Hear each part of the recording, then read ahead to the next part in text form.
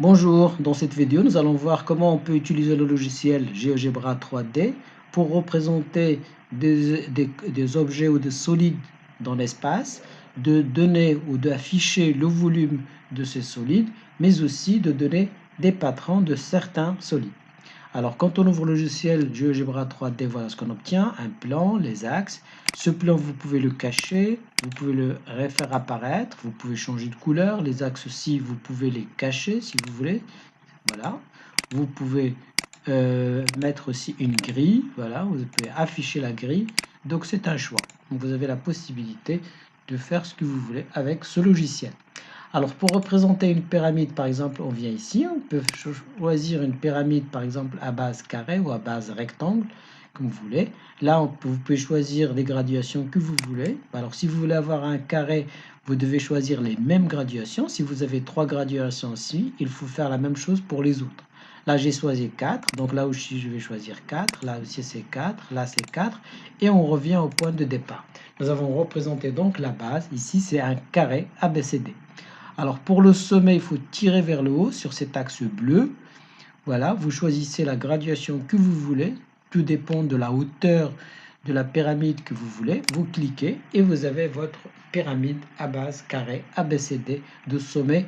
Alors en général, le sommet, on l'appelle S, donc vous pouvez renommer et vous l'appelez S.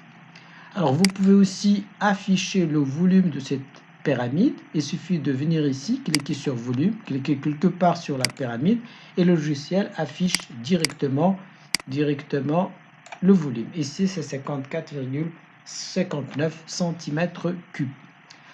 Alors vous pouvez aussi, ça c'est très important, d'afficher un patron de cette pyramide. Vous venez ici, vous cliquez sur patron, vous cliquez quelque part sur la pyramide et vous obtenez directement un patron de cette pyramide. Alors vous voyez ce patron, vous pouvez le pivoter comme vous voulez pour voir comment il est formé. Vous voyez, donc en fait c'est juste la pyramide dont on a découpé les faces et on les a disposées sur un même plan.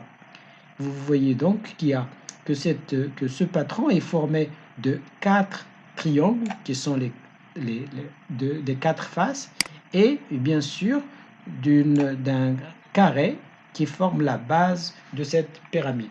Vous pouvez pivoter comme vous voulez, donc vous pouvez faire tourner cette pyramide autour de l'axe bleu, vous pouvez lui donner une rotation automatique, ou on peut aussi faire tourner manuellement pour voir n'importe quelle face ou n'importe quelle arête de cette pyramide. Alors vous avez aussi la possibilité de cacher la pyramide et ne garder que le patron. Pour cela, on vient ici dans le champ de la saisie. Alors on cherche là où la pyramide est définie, il est là. Voilà, donc on peut cacher la pyramide. Voilà, on l'a plus, on n'a que le patron. Alors pour cela, vous voyez quand on pivote ce patron, voilà, on peut reformer, disons, la pyramide initiale. Alors ça, c'est fait manuel, mais vous avez aussi la possibilité, ici, regardez, là, on appuie et vous avez une animation automatique. Vous pouvez augmenter la vitesse. Voilà, vous pouvez augmenter la vitesse. Regardez ce qui se passe. Voilà, c'est vraiment génial, ce logiciel. Voilà. Et vous pouvez arrêter quand vous voulez. Voilà.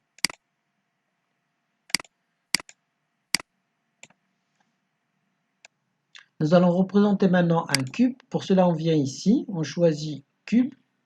Alors cube, je peux cliquer ici. Là, j'ai choisi 3 graduations. Je peux choisir là aussi 3 graduations. Et notre cube est représenté. On va faire tourner un petit peu ce cube. Vous voyez que c'est un cube à base carré aussi, carré ABCD. Vous pouvez faire tourner pour voir toutes les faces. Alors là aussi, on peut afficher le volume de ce cube directement, voilà. Vous pouvez aussi afficher un patron de ce cube. Voilà, elle est là. Alors, je vais décaler un petit peu. Voilà, votre patron. Et vous pouvez pivoter aussi ce patron comme ce qu'on avait vu. Non, regardez comment on peut pivoter et reformer le cube à partir du patron. Vous pouvez aussi l'animer automatiquement ici. Regardez ce qui se passe. Voilà.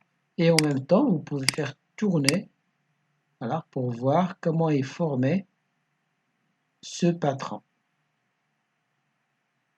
Alors, c'est une animation automatique et pour voir toutes les faces, voilà. Alors, vous comprenez mieux comment on peut représenter un patron d'un cube.